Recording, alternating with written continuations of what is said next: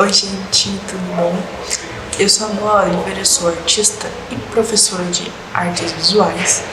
E nessa videoaula a gente vai ver um pouquinho sobre desenhos realistas, né? Essa videoaula não vai ser apresentada sozinha, então a gente vai ter uma chamada pelo Meet, onde eu vou responder dúvidas.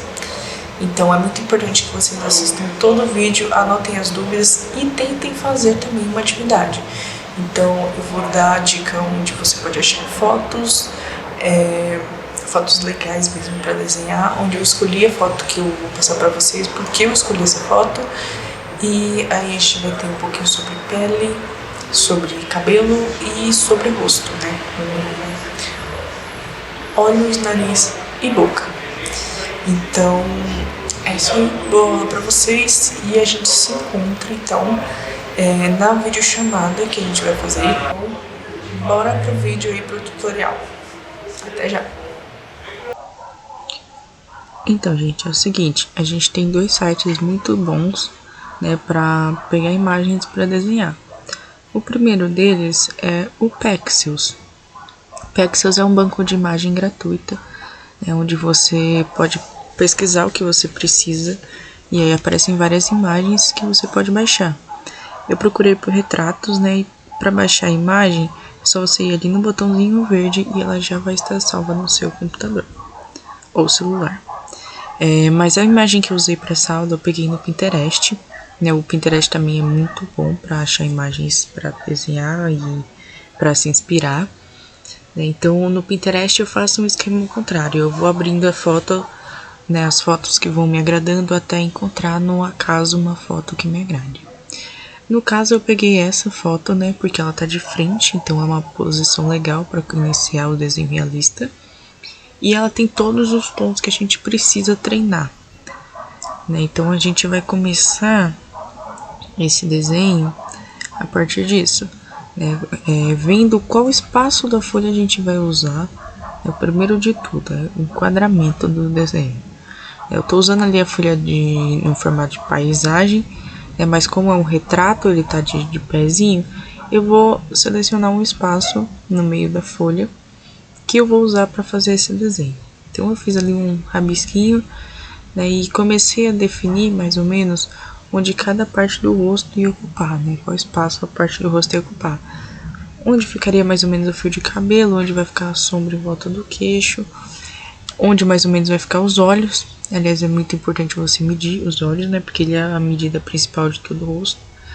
Então eu comecei a desenhar ele ali com dois losangos, né, que são o formato, é a forma geométrica que mais corresponde à forma do olho. Eu marquei ali o nariz mais ou menos onde ficaria, e usando o tamanho do olho eu medi o nariz para ver até onde ele ia no rosto. Eu medi a boca também, normalmente a nossa boca, os cantinhos dela correspondem ao canto da íris do olho, né? Então eu fiz ali um rascunhozinho geral. E pro desenho realista eu não vou fazer mais do que isso de linha, né? Eu já começo logo a sombrear. Então eu começo a sombrear pelo olho, justamente porque o olho ele tem todos os tons necessários para todo o resto do rosto. Então eu tenho o brilho mais claro, né? Eu tenho a parte mais escura ali também. E é essas cores do olho que eu vou usar como base para encontrar o resto dos tons do rosto, certo? É muito importante que antes de fazer um desenho realista você preste atenção e faça uma tabela tonal, né? Com lápis 6B ou com 4B, faça vários quadradinhos e pinte do mais escuro para o mais claro para você treinar os tons. Então eu tenho um zoom aqui para vocês verem bem de pertinho, né? Eu pintando o olho. Eu escureço bem as partes que eu vejo na foto que são escuras realmente, né? E vou começar a sombrear ali dentro. Eu vou usar o esfuminho, né, para dar uma misturada nos tons, fazer um tom mais claro também. O esfuminho, quando ele fica sujo, é importante você limpar se você quiser fazer algo mais claro.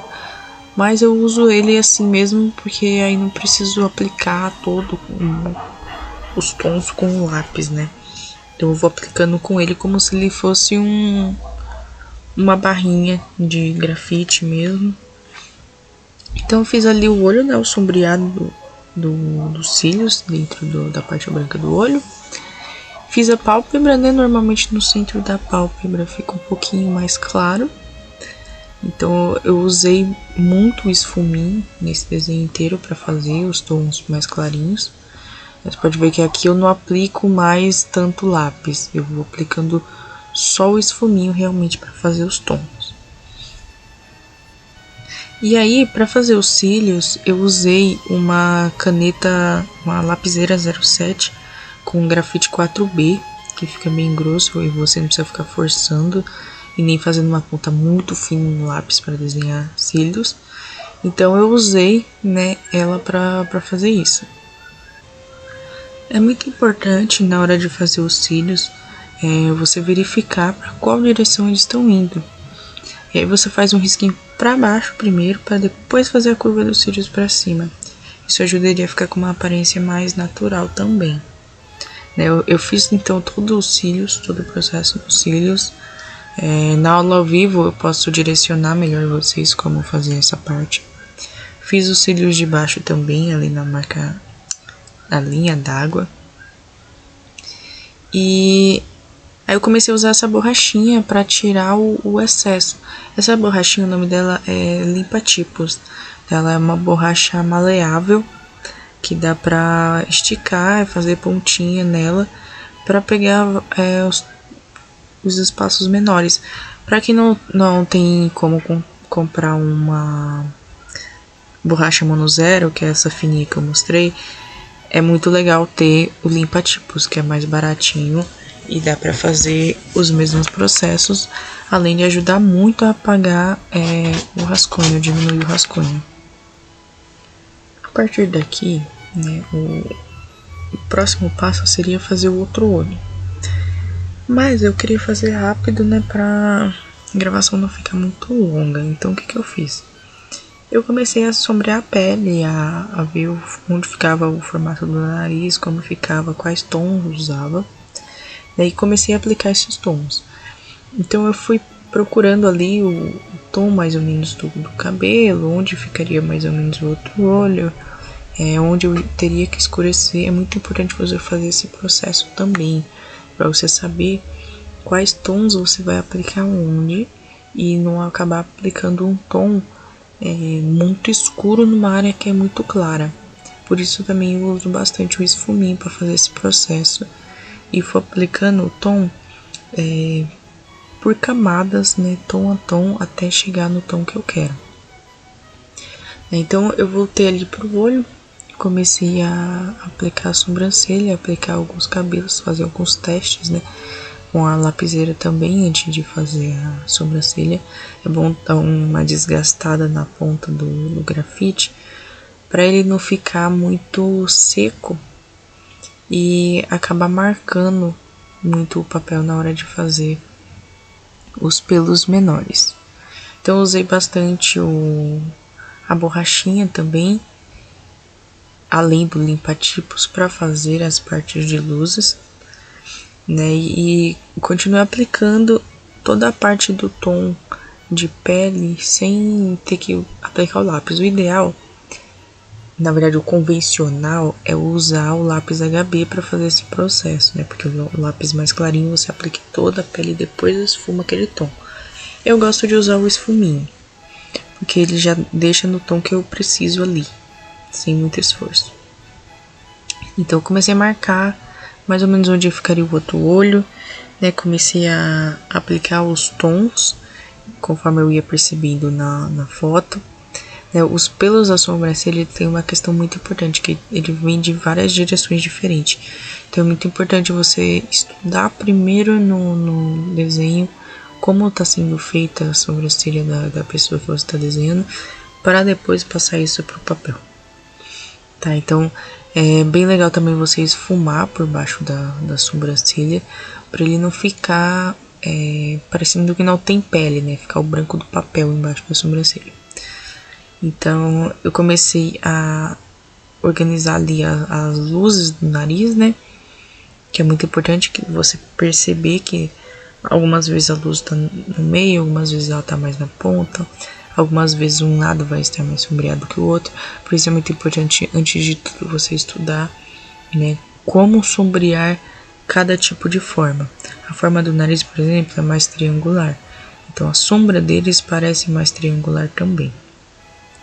Então a câmera tinha parado de gravar, mas eu sombreei todo o nariz, né, e comecei a sombrear outras partes da pele próximo ao nariz, para dar essa dimensão mesmo. Escurecer, a luz e a sombra nesse momento, eles estão trabalhando a profundidade do desenho. Então, quanto mais você escurecer mais para trás, vai parecer que está daquela forma, e quanto mais você clarear e acrescentar luzes, mais para frente vai parecer. É isso que faz o nariz parecer que tem dimensão. A partir daqui, eu começo a sombrear todas as partes do rosto, né? Então, o desenho vai ficando cada vez mais característico. Obviamente, o meu desenho ele não ficou 100% igual à foto, porque nesse desenho eu priorizei mostrar as técnicas e não exatamente as técnicas de sombreamento e de luz e sombra, e não exatamente a técnica de medida e de proporção.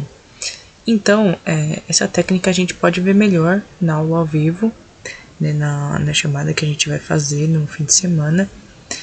E aí a gente consegue ver melhor essa etapa toda de como medir certinho o rosto. Eu acho que eu explicando aqui nessa aula não ia ficar tão legal, por isso eu não fiz. Então, a gente tem aqui a boca, né? A boca normalmente ela vem um tom mais escuro na parte interna e clareando a parte dos lábios, né? E normalmente quando a boca é maior, muito grande, sabe, muito volumosa, a sombra que ela faz, que ela projeta no queixo, é um pouquinho mais escura. Então foi o que eu fiz ali, eu encontrei onde ficava a sombra mais escura, eu escureci e achei também a luz que ficaria no queixo, né, para dar aquele formatinho arredondado. Então, todo o princípio, né, dessa parte de sombreamento é justamente perceber a forma que você está desenhando e como você vai usar a luz e a sombra para caracterizar ela, beleza? Então, eu comecei a escurecer, né, a parte de volta do rosto. Pode parecer que o queixo tá um pouco menor, mas é o ângulo que eu gravei também. Ele tá influenciando muito no formato que tá ficando a imagem. Então, eu fui aplicando, né, os subtons ali de cinza em todo o redor, né, até para encontrar, tanto na imagem quanto no desenho, onde exatamente ficaria os tons mais claros de luzes. E continuei aplicando até chegar nesse resultado. E eu vou passar um pouquinho para vocês, né, o processo rapidinho aqui, apesar de dessa aula não ser para isso, eu vou passar um pouquinho. Então, lembrando, a boca fica na direção dos olhos, certo? Não esqueçam de fazer a linha central do rosto para alinhar o nariz, a boca e o meio dos olhos. Olho. A medida de distância entre um olho e o outro normalmente é do tamanho do próprio olho. E você vai precisar, eu esqueci de falar no começo também, você vai precisar de lápis 4B, 6B e HB para fazer esse processo. Esfuminho, limpa-tipos e borracha monozero. Se não tiver a borracha monozero, só o limpa-tipos já ajuda bastante. Eu vou colocar mais pro final essa partezinha, um trechinho dos materiais que eu usei. Não coloquei as marcas, mas os lápis são Faber-Castell. O esfuminho eu não lembro que marca é, porque eu comprei num estojo da China. Então não vi escrito a marca. Mas ele é muito bom também. Você pode substituir o esfuminho por um pedaço de papel higiênico enrolado no dedo, ou enrolado nele mesmo, e aí você segura bem na pontinha. E é muito importante você usar o esfuminho também para unir os tons, que é o que eu faço agora nessa etapa final do desenho. Eu trabalho bastante também com a borracha para ir caracterizando as texturas da pele, né, dando pequenas batidinhas para fazer aquela texturinha de luz que tem ali nas sardas. E eu uso o próprio esfuminho para fazer as sardas dela. Então, essa é uma etapa mais de correção. Eu vou fazer o outro olho, não se preocupem. Mas aqui é uma etapa mais de correção. Você reforça os traços, dá uma olhada geral se o desenho está com dimensão certa, né, para ver o que precisa ser corrigido. Mas por isso é muito importante fazer todo aquele processo de medida anteriormente, e vendo os formatos e fazendo o estudo de luz nas mais diferentes formas. Beleza? Então eu vou finalizando por aqui. E o desenho ele vai ficar dessa forma.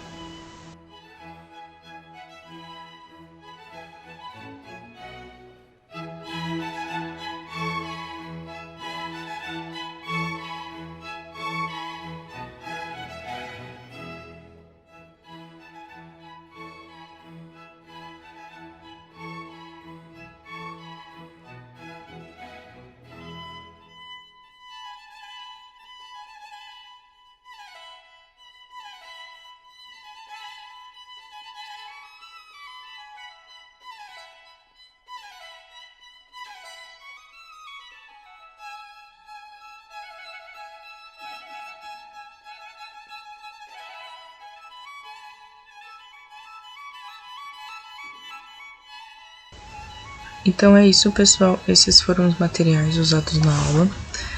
O esfuminho, a mono zero e o estilete que eu usei para apontar bem os lápis. Eu usei também um lápis 4B e um lápis 6B da Faber-Castell e um lápis HB. E na lapiseira o grafite 4B. Então a gente tá em todas as redes sociais como Ozanart, né, Instagram, Facebook, YouTube também como Instituto Ozanart. E temos o nosso site onde tem todos os nossos cursos, todas as exposições. Não deixem de seguir a gente, acompanhem todo o trabalho por todas as nossas redes que a gente está sempre postando dicas, beleza? Então até a aula ao vivo, tchau, tchau.